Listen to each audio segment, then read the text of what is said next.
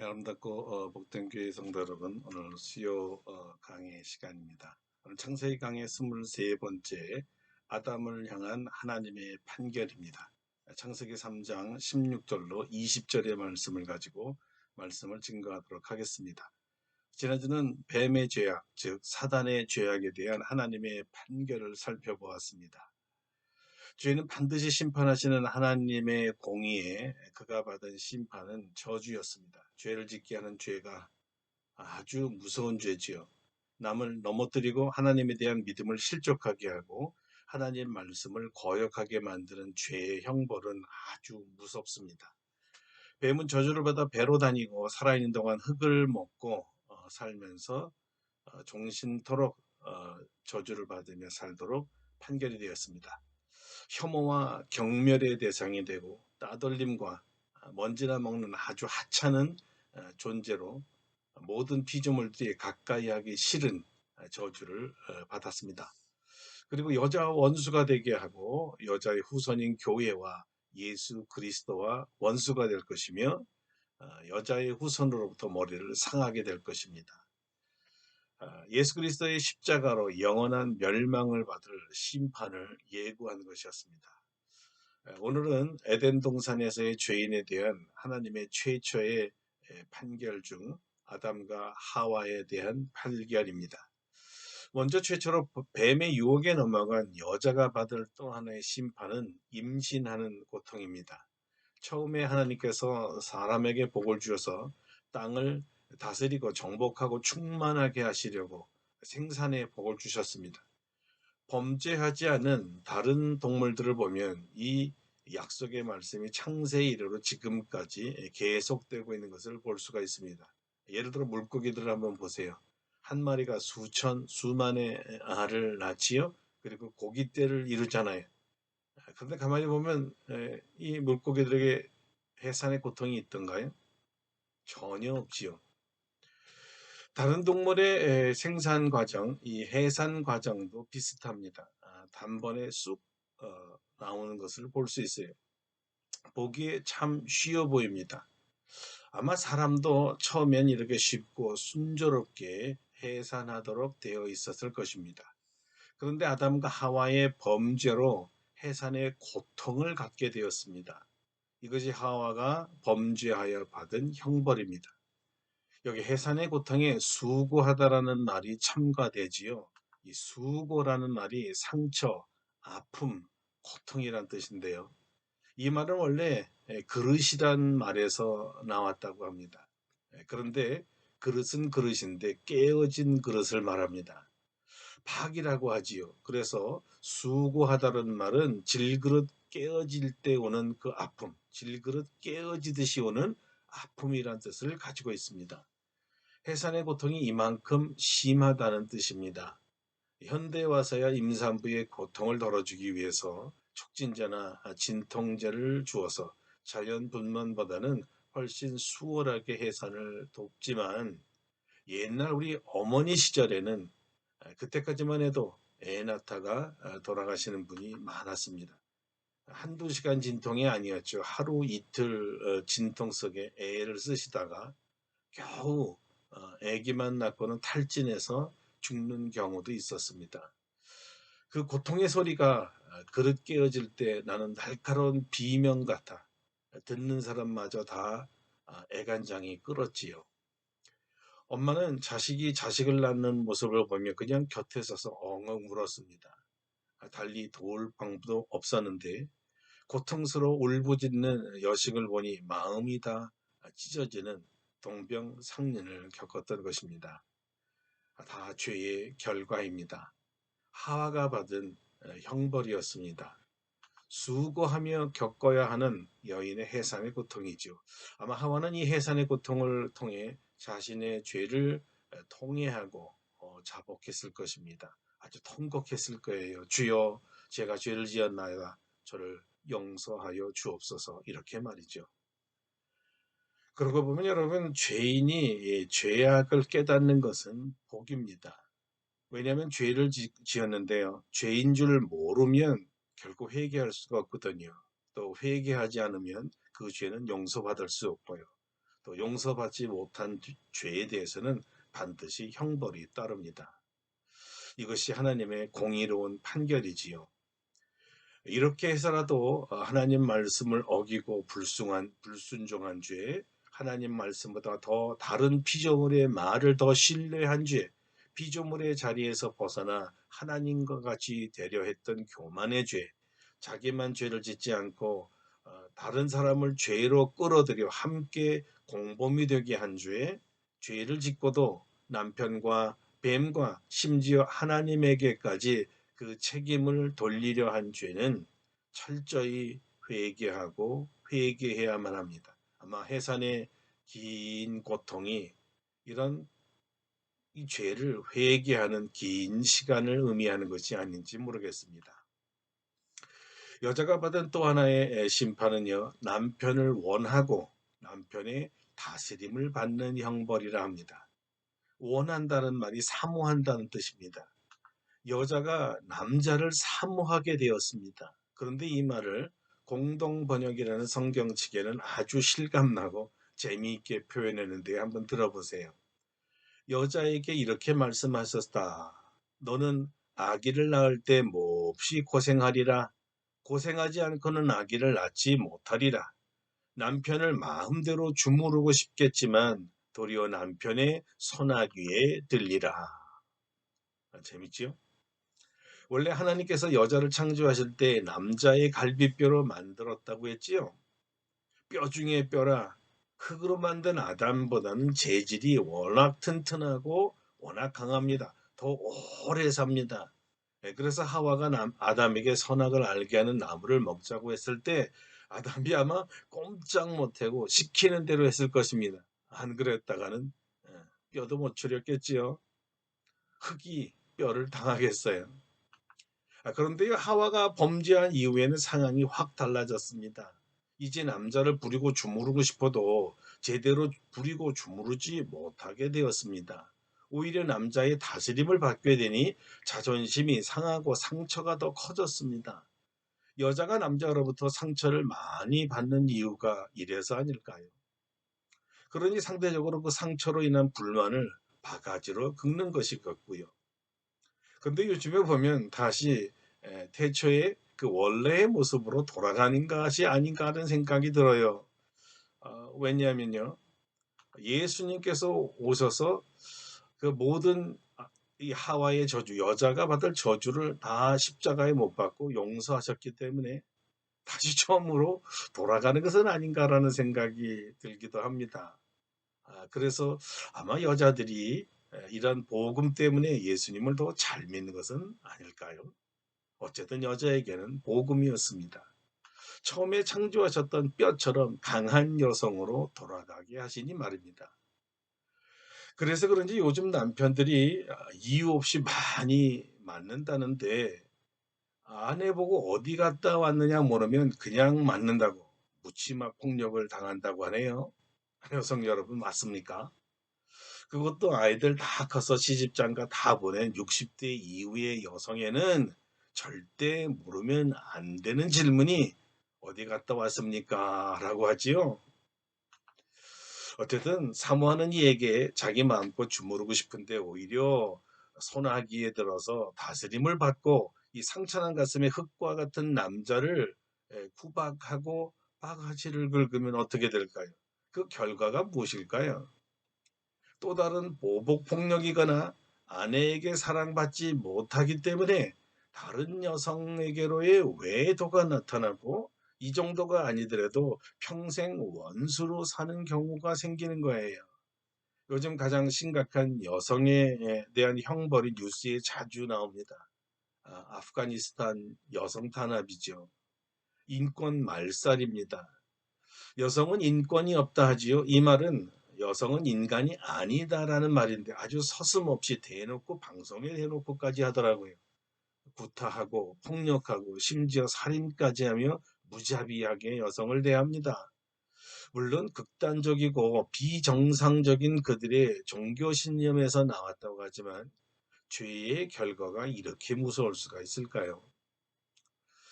물론 절대 오해입니다. 성경을 잘 몰라서 나온 오해의 소지고 무지의 소지예요. 절대 무지입니다.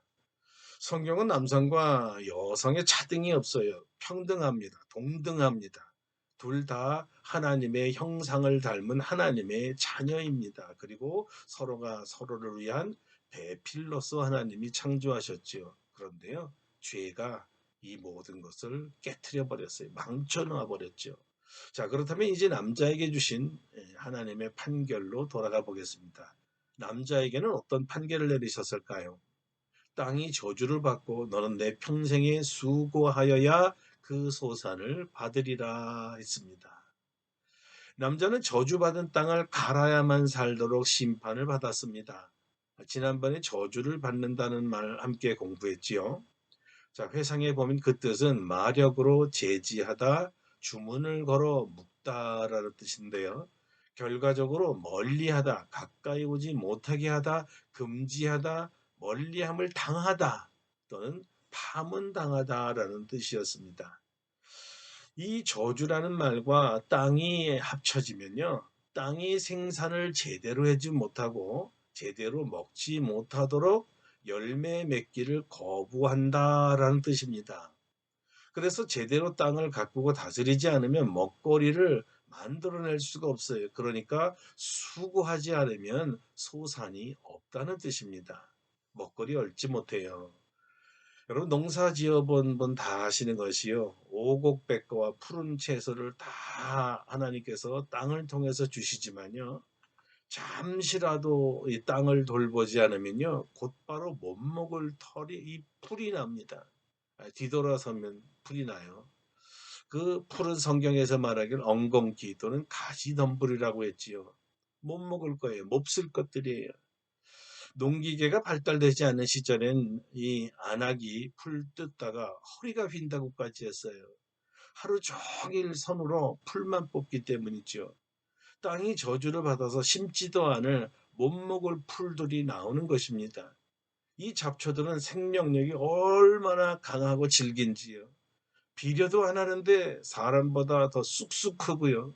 사람 키보다 더 커요. 그리고 아주 무성해지죠. 번식률 장난이 아닙니다.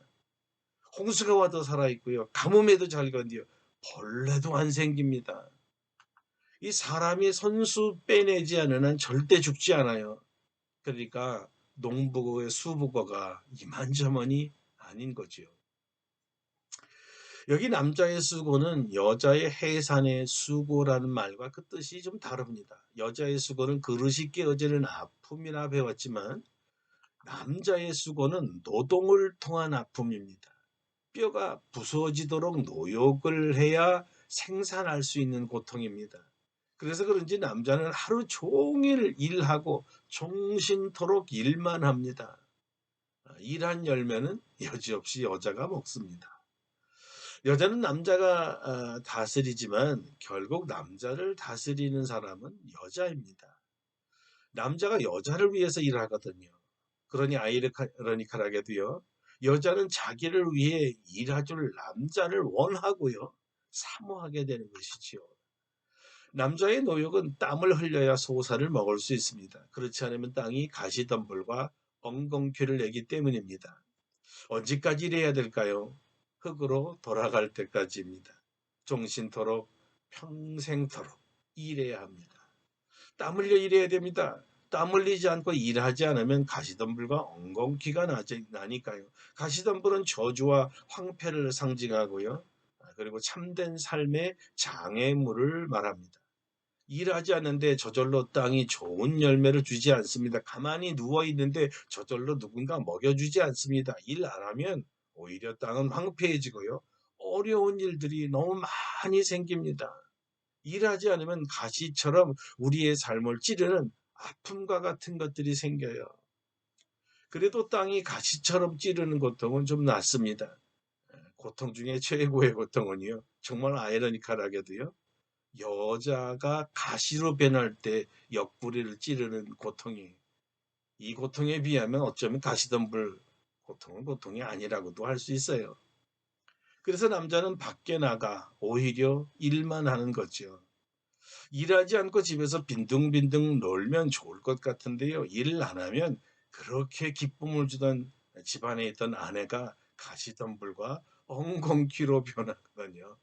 이렇게 남자는 평생을 일하다가 자신이 온 흙으로 다시 돌아가는 것입니다. 흙에서 왔으니 흙으로 돌아갈지니라. 이것이 또한 인생이고요. 이후에 아담은 그의 아내 이름을 지어주는데요. 그 이름이 무엇이었을까요? 하와입니다. 하와는 모든 산자의 어머니란 뜻입니다. 그런데 이 원래 하와는 생명이란 뜻에서 왔습니다. 생명의 시작이 하와에서부터 시작되고 인류가 퍼져나갔기 때문이지요. 그런데 범죄 사건과 하나님께서 이 사건을 판결하시기 전까지는 하와란 이름이 불려지지 않습니다. 여자 또는 아담의 아내로만 불려지다가 처음으로 여기에서 이름이 불려지지요. 범죄 전에는 여자는 이름도 없었다는 말입니다. 물론 아담도 이름이 없었어요. 왜냐하면 아담이란 뜻 자체가 사람이란 뜻이고요. 하나님께서 이 사람을 부를 때 그냥 썼던 호칭이었어요. 그러니까 이런 거죠. 아담아 이렇게 부르실 때 이름을 부르신 것이 사실 아니라 사람아 내가 창조한 인간아 이렇게 부른 것이었어요. 그러다가 후에 아예 그것이 그의 이름이 되었을 뿐입니다. 그런데 여자의 경우는 좀 다릅니다. 범죄 전혀는 이샤, 그러니까 여성, 여자, 이렇게 썼는데요. 히브리어에서 이샤라는 말은 남자에게서 난 사람이라는 뜻입니다. 그런데 이렇게 이샤라고 부르다가 범죄 이후에 아담이 그 이름을 오히려 지어줬어요. 하와라고 말이죠. 물론 생명이라는 뜻 맞습니다. 그런데 이 이름에 원래 아주 고약한 뜻이 하나 전래되어 오는 것이 있어요. 이 하와란 말이 구약을 해석하는 미드라시라는 히브리인의 책에서는요. 뱀이라는 아람어와 연결시켰다고 보고 있습니다. 후대 히브리 사람들의 생각에는요. 이 하와의 뜻이 뱀 같은 여자라고 인상을 가졌던 거예요. 뱀에게 속은 여자는 뱀과 같기 때문이라고 해석을 했고 그 속내를 드러낸 것이지요. 뱀이 여자를 속이듯 여자는 남자를 속이는데 명수다라는 뜻입니다. 그래서 그런지 여자가 뭐라 그러면요. 남자는 참 잘 속습니다. 알고도 속고요. 모르고도 속습니다. 그래서 아담도 여자를 하와라고 이름을 지었다고 생각했습니다. 모든 남자가 여자에게 잘 속지만 여자에게 가장 잘 속는 대표적 전설적인 남자가 있다면 바로 삼손이지요. 이 삼손이라는 남자의 이름은 태양의 아들이란 뜻입니다. 이 태양의 아들이 달의 딸인 데릴라에게 속았습니다. 잘 아시는 얘기지만 간추려서 잠깐 다시 한번 되새겨 보겠습니다. 나실인으로 태어난 이 삼손은요. 보통 사람이 가질 수 없는 괴력, 엄청난 괴력을 갖고 태어납니다. 하나님이 주신 선물입니다. 예를 들면 나귀뼈, 이 나귀 턱뼈 하나로요. 블레셋 군사 3,000명을 단번에 쳐 죽이기도 하고요. 어떨 때는 이 맨손으로 사자를 쳐 죽이기도 하지요. 자, 이런 힘의 근원이 어디서 났을까요? 이 엄청난 힘의 근원을 파악하기 위해서 적군이었던 이 블레셋의 군대는 아주 하나의 계략을 짰는데 고심고심하면서 생각해낸 것이 여자였어요. 여자를 쓰자. 데릴라죠. 세상에서 제일 잘 속이는 여자 하나를 보내서 그 힘의 비밀을 좀 캐보자라고 계략을 짰어요. 성공했을까요? 실패했을까요? 육체적 사랑의 달콤함에 푹 빠져버린 이 어리석은 남자가 힘은 좋았지만 이 지혜가 없고 하나님에 대한 믿음도 없고 하나님과의 약속에 대한 의리도 지키지 못해서 결국 그 힘의 비밀을 이 폭로하잖아요. 그 결과 너무 비참해진 것은 뭐 이루 말할 것도 없고요. 속임의 달인인 이 여자가 어리석고 힘만 좋았던 이 전설의 남자를 단번에 속여버렸어요. 자, 여기에서 말하는 게 뭘까요? 가정의 저주였습니다. 범죄한 사람들의 최악의 저주는 이 가정 파괴로 연결됩니다. 사랑과 신뢰로 화목해야 될 남자와 여자, 남편과 아내가 있어야 할 가정이 서로 이용하고 서로 속이고 책임을 더 지려고 하지 않냐고 서로 상처만 주고 파괴적인 관계로 바뀌었다는 것이죠. 그러니 이런 가정에서 출생한 자녀들은 어떨까요? 말 안 해도 요즘 이런 부부 이야기 우리가 잘 듣고 있잖아요. 집안을 쑥대밭으로 만든 부부 얘기 말이에요. 부부는 고사하고 자녀들까지 끼어들여서 다 가정이 철저하게 파괴되는 것을 봅니다. 하나님과 깨진 남자와 여자 그리고 그들로 이루어진 이 가정은요 완전히 파괴적이에요. 하나님과 깨진 영혼들은 가정을 깨뜨립니다. 더 흥미로운 것은요 창세기 기자는 하나님과 관계가 깨진 범죄한 사람과 그들이 이끌어가는 가정과 그 가정들이 모인 사회가 어떻게 발전해 나갔는지를 추적했다는 사실입니다. 그 내용들이 바로 창세기 4장 이후에 모든 타락한 인류의 이야기들이죠. 자, 결국 아담과 하와가 받은 저주가 인류에게 되물림하게 됨을 우리는 보게 되는 것입니다. 이런 파괴된 과정을 어떻게 회복할 수 있을까요? 하나님의 의로운 판결로 그들의 죄에 대해 형벌을 받은 아담과 하와는 진정 더 이상 희망이라는 것은 없는 것일까요? 현대 오늘날 깨어진 가정은 화목한 가정 될 수 없는 걸까요? 오늘 우리의 과제는 이 가정의 위기를 어떻게 극복하는가에 있습니다. 어떻게 이 부부 관계를 회복해서 이 스위트홈, 이 아름답고 복된 가정, 범죄하기 이전에 가졌던 아담과 이 하와의 아름답고 이 복된 가정으로 돌아갈 수 있을까? 이것이 우리의 숙제입니다. 현재 우리가 당면하는 과제이지요. 이 면에 대해서 우리가 다음 주에 증거하도록 하겠습니다. 오늘은 여기까지입니다. 여러분 하나님 주신 가정 범죄로 말미암아 깨뜨리지 말고 바로 잘 지켜서 하나님이 보시기에 좋은 아름답고 복된 가정들 이루기를 주의 이름으로 축원합니다. 기도하겠습니다. 거룩하신 하나님 아버지, 오늘 우리에게 가정의 소중함을 가르쳐 주셨는데 하나님 앞에 범죄한 아담과 하와가 하나님의 공의로운 판결로 하나님의 형벌을 받게 됩니다. 여자는 해산의 수고를 갖고 남자를 사모하며 남자를 의지하며 살아야 될 존재가 되고 그 남자는 또 수고해야만 또 소산을 얻을 수 있는 일에 또 아버지 하나님 형벌을 받게 됩니다. 땅이 저절로 낳지 아니하고 가시덤불과 엉겅퀴를 했기 때문에 열심히 일하지 아니하면 바로 살 수 없는 것이었죠. 이 모든 것이 아담과 하와가 지은 범죄 때문이었습니다.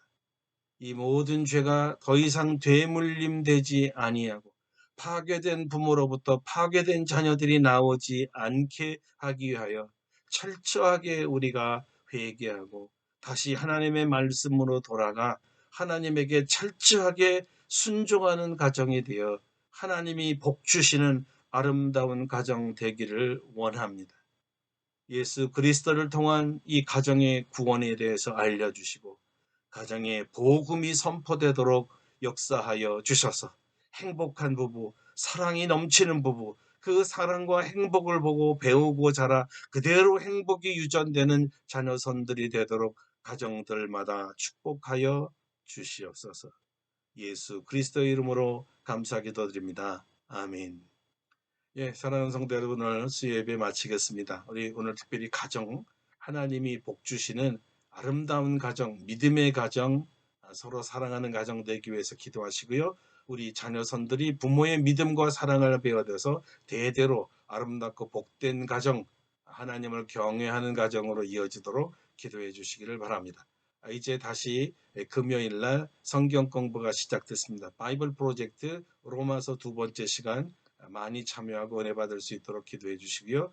루프탑 우리 제자 운동이 100개 국가에 100만 제자 만들 수 있도록 기도해 주시고 저희 그 모든 그 교재의 번역 사업에 속도가 붙여질 수 있도록 기도해 주시기를 바랍니다.